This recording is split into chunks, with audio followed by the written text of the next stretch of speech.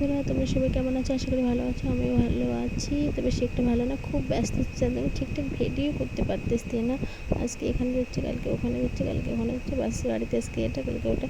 তো দেখো, মেয়েকে ভাত খাওয়াচ্ছি, এক জায়গায় যাবো, রেডি হচ্ছি। তো সেটাই আর কি শেয়ার করবো কোথায় গেলাম। তো তোমরা দেখতে থাকো, আশা করি সবাই ভালো হয়েছে, পাশে থাকো, আমরা তাহলে সবাই পাশে থাকো। তো দেখো, হাঁটতেছি, টোটোতে যাব, আমি যাব, আমার বর যাবে, মেয়ে যাবে, আমার ভাই আর ভাইয়ের বউ যাব বামনহাটে। ওইদিকে মাদাইশালের মেলা, কে কে জানো তোমরা জানি না।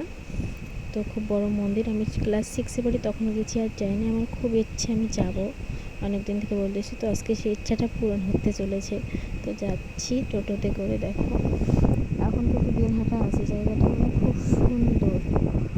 টোটোয় যাচ্ছি, বাইকে রোদ লাগে, বাচ্চা নিয়ে যাওয়া যায় না এতটা রাস্তা। তো ওখানে আমি ছোটোবেলায় যেহেতু গিয়েছি, 6-এ পড়ি, তখন গিয়েছি, অতটা মনে নেই তখন কীরকম ছিল। এই যে দেখো, এসে গেলাম।